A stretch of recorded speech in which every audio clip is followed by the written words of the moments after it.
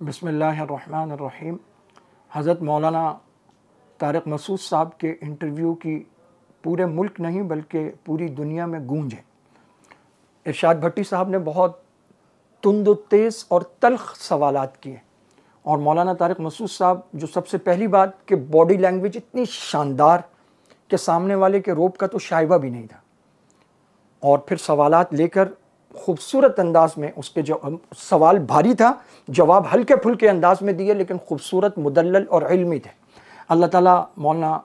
طارق مسعود صاحب کے علم و عمل میں مزید اضافہ فرمائے، اللہ تعالیٰ ان کو ترقیات سے نوازے، علماء کا سرمایہ ہے ماشاءاللہ۔ ایک واقعہ جو مولانا قاسم نانوتوی اور مولانا رشید احمد گنگوہی رحمہ اللہ کے متعلق ہے، جس میں لیٹے ہیں اور پھر سینے پر ہاتھ رکھا ہے، تو اس پر مولانا طارق مسعود صاحب، یہ جو میں کہہ رہا ہوں یہ میں نہیں کہہ رہا، یہ مولانا ابو ایوب قادری صاحب کی ایک تحریر ہے، یہ میں اس سے کہہ رہا ہوں۔ تو انہوں نے اس پر مفصل تحریر لکھی ہے، تمام احادیث اور حوالہ جات درج کیے ہیں، پورے عربی عبارت بھی لکھی ہے، ترجمہ بھی لکھا ہے، اور صحیح مسلم اور دیگر کتب کے حوالہ جات اور حدیث نمبر سب درج کیا ہے۔ وہ فرماتے ہیں کہ صحابہ کرام رضوان اللہ علیہم اجمعین میں تبرک لینے کا سلسلہ ہے اور اس کے مختلف انداز ہیں۔ حضرت ابو ہریرہ رضی اللہ تعالیٰ عنہ نے سیدنا حسن رضی اللہ تعالیٰ عنہ کی ناف کو چوما یا اس پر ہاتھ رکھا، یہ روایات میں موجود ہے۔ اسی طرح حضرت ابو بکر رضی اللہ تعالیٰ عنہ آپ صلی اللہ علیہ وسلم سے یوں چمٹ گئے۔ اسی طرح حضرت جابر بن عبداللہ رضی اللہ عنہما، امام باقر رحمہ اللہ جو آل رسول میں سے ہیں، ان کے سینے پر ہاتھ رکھا اور اس سے تبرک لیا۔ اور اسی طرح جو بزرگ ہمارے بیعت کرتے ہیں تصوف میں، تو وہ مردوں کا ہاتھ میں لے کر بیعت کرتے ہیں، رش زیادہ ہو تب بھی اس کو جانے نہیں دیتے، چادر یا کوئی چیز پھیلائی جاتی ہے سب اس کو پکڑتے ہیں۔ آپ صلی اللہ علیہ وسلم کے دور مبارک میں خواتین کے لیے پانی آپ پیالے میں ہاتھ رکھتے تھے، وہ خواتین کی طرف جاتا اور خواتین اس میں ہاتھ رکھتی، یعنی یہ جو ایک فزیکل کنیکشن ہے یہ مسلم ہے، ثابت شدہ ہے۔ اور بندے کی ناچیز رائے میں اس کی ابتدا ہوتی ہے جب حضرت جبرائیل علیہ السلام غار حرا میں تشریف لائے اور کہا اقرا، تو آپ نے فرمایا ما انا بقارئ، تو اٹھا کر سینے سے لگایا اور بھینچا، پھر دوسری مرتبہ، پھر تیسری مرتبہ زبان مبارک سے وہ الفاظ، اللہ کا کلام ہے، لو انزلنا هذا القرآن على جبل لرأيته خاشعا متصدعا من خشیت اللہ، بھاری کلام ہے۔ تو وہ حالانکہ آپ عربی ہیں، عربی النسل ہیں، عربی آپ کی زبان ہے، لفظ اقرا آج ہمارا بچہ پڑھتا ہے، آپ صلی اللہ علیہ وسلم کیوں نہیں پڑھ پا رہے کہ وہ کلام اللہ ہے، اللہ کا کلام ہے؟ تو آپ صلی اللہ علیہ وسلم نے اس کا وزن برداشت کیا، شدید سردی میں پسینے کے قطرے نمودار ہو جاتے،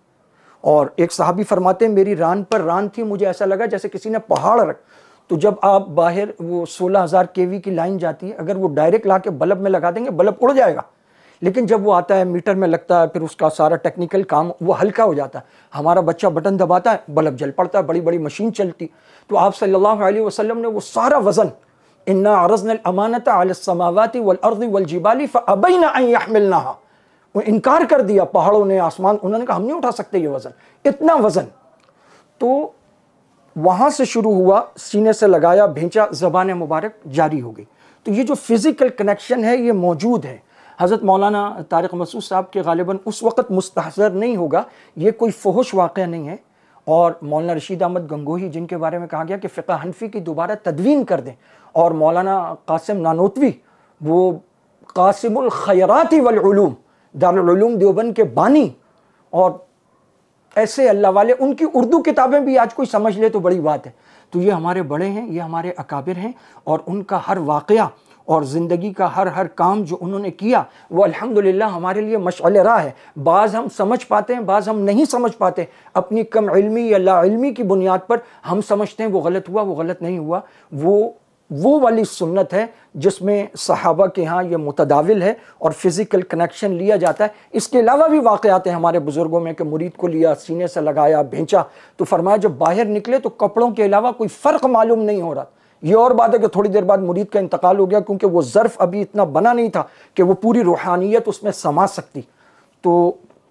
امید ہے انشاءاللہ یہ بات بھی ساتھیوں تک پہنچے گی اور یہ والی جو ایک غلط فہمی ہے یہ دور ہو جائے گی، اور ہم کوشش کریں گے کہ اس کلپ کے ساتھ ہم وہ پوری تحریر دے دیں تاکہ تمام احادیث، عبارت، ترجمہ، حوالہ جات سب اس کے ساتھ آ جائیں۔ اللہ تعالی ہمیں اپنے اکابر پر اعتماد نصیب فرمائے۔ اور آخر میں ایک بات عرض کرنا چاہتا ہوں کہ ارشاد بھٹی صاحب بہت بڑے صحافی ہوں گے یقیناً،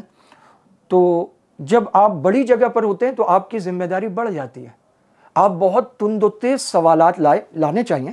آپ جو سوال کرنا چاہیں آپ کر سکتے ہیں، لیکن اس کا یہ مطلب نہیں ہے کہ سامنے جو شخص بیٹھا ہے آپ اس کا ادب بھول جائیں۔ علماء کا اپنا ایک ادب ہے، وہ صحافیوں کے لیے بھی ہے، وہ مزدور کے لیے بھی ہے، وہ انجینئر کے لیے بھی ہے، وہ ہر مسلمان کے لیے ہے، کیونکہ یہ علماء ہیں، ان سے نبی کی وراثت ہم تک پہنچتی ہے، تو وہ الفاظ بہت مناسب اور بہتر۔ ہاں، مرزا جہلمی جیسا کوئی انجینئر ہو جو دین کے نام پر فساد پھیلا رہا ہے، وہاں آپ جیسے بھی سوالات کریں مسئلہ نہیں ہے، لیکن جب سامنے مولانا طارق مسعود ہوں، جب سامنے مفتی طارق مسعود صاحب، مولانا طارق جمیل صاحب، تو پھر کم از کم جو آپ کی صحافت ہے اس کا جو لب و لہجہ ہے اس میں حد ادب ملحوظ خاطر رکھنی چاہیے۔ امید ہے گزارشات